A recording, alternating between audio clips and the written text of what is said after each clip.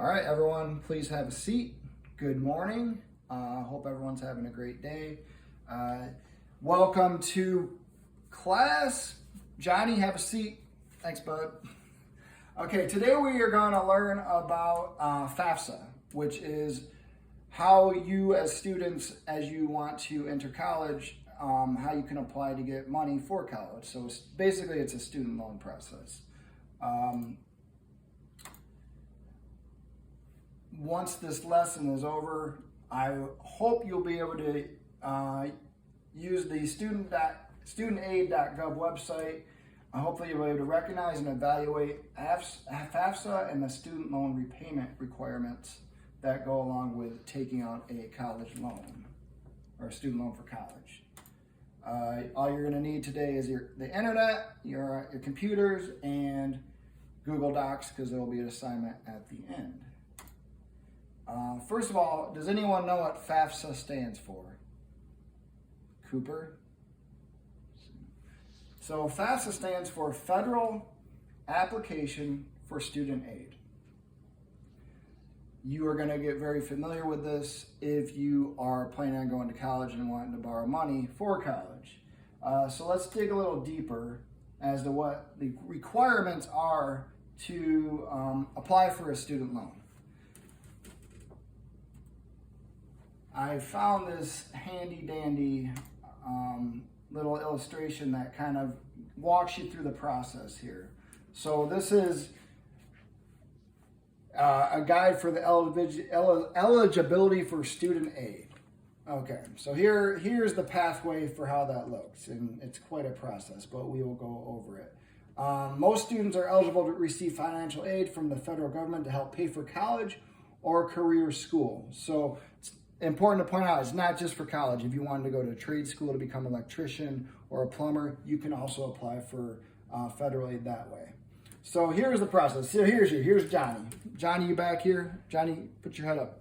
All right. To receive federal student aid, you'll need to qualify to obtain a college or career school education, either by having a high school diploma or a general education development certificate. So essentially you have to finish high school in order to even apply for a student loan.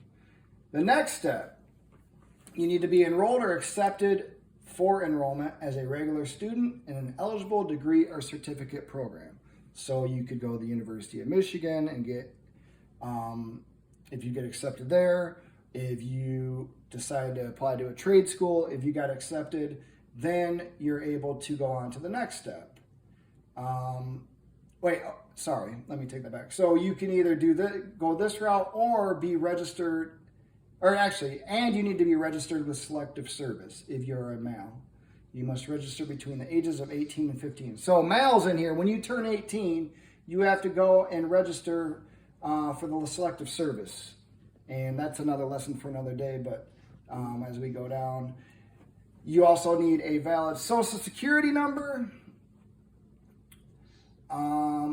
You need to sign certifying statements on the FAFSA forms stating that you are not in default on a federal student loan and do not owe a refund on a federal grant, and you'll use federal student aid only for educational purposes.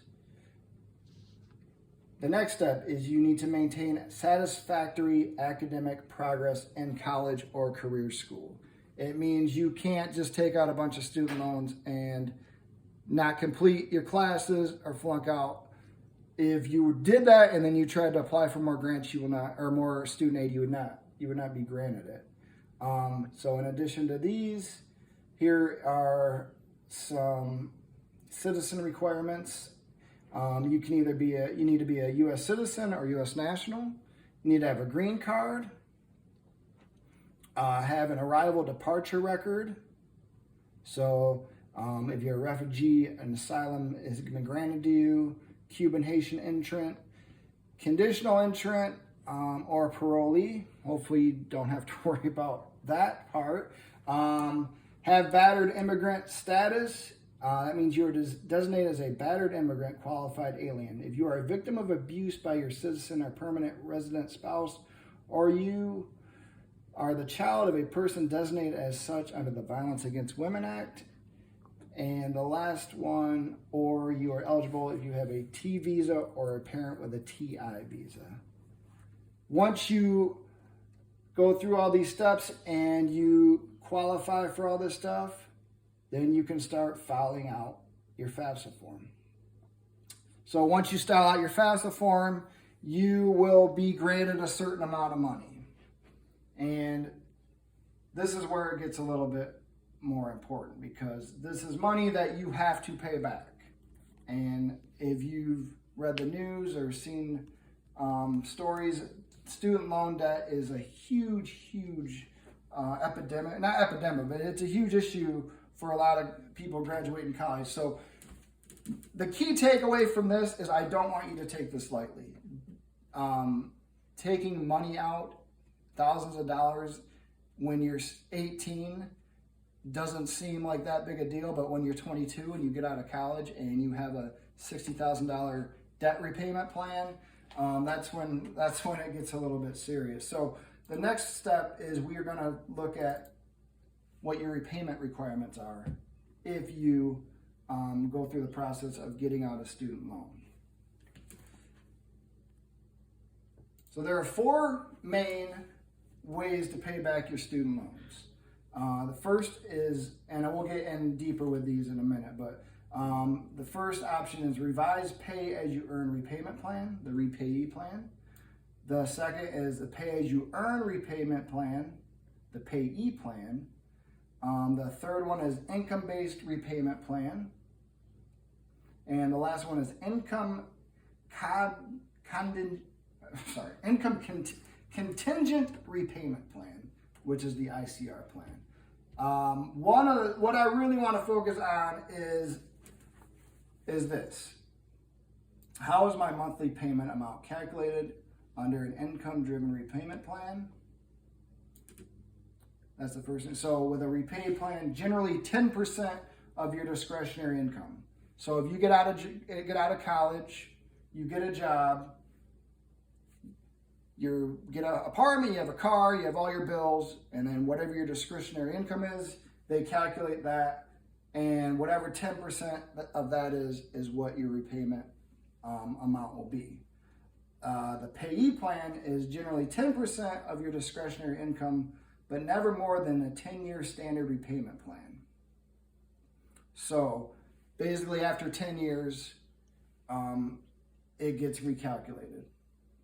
The third one, the IBR plan, is 10% of your discretionary income if you are a new borrower, and 15 of a new borrower on or after July 2014. Or generally 15% of your discretionary income if you're not a new borrower on or after July 1st, 2014. And then the ICR plan is the lesser of the following: 20% of your discretionary income, or what you would pay on a repayment plan with a fixed payment over the course of 12 years. And that all sounds confusing, so this is really what I want you to focus on here, is how long will I be in repayment under each plan? Because when you get out of college and you have a job, this is going to be, these repayment plans are going to be with you 20 years, up to 25 years. That's a long time. So it's best you understand these and be able to make the right decisions when you're deciding what your plan is. So for the repay plan, 20 years if all loans you're repaying under the plan were received for undergraduate study, and 25 years if any loans you're repaying under the plan are received for graduate or professional study. The payee plan is 20 years, just a straight 20 years. The IBR plan, 20 years if you're a new borrower after 2014. And this one you don't have to worry about because that's in or 25 years if you were not a borrower on or after 2014. Obviously it's 2021, so you will be a borrower after that date. And then the ICR plan is 25 years. Now, right here it says, under all 4 plans, any remaining loan balance is forgiven if your federal student loans aren't fully repaid at the end of the repayment period.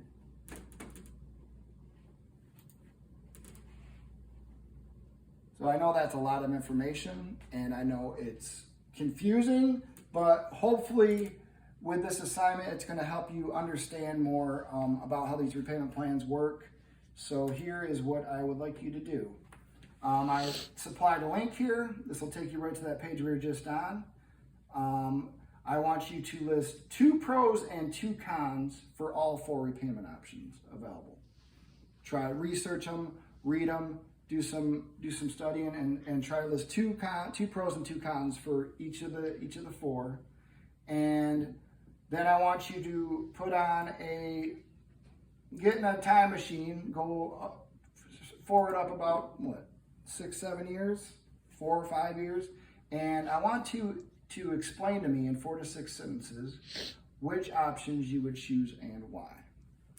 I'm going to let you get to work. I'll be around the class, answer any questions. Please feel free to let me know if you need anything, and thank you very much. Get to work.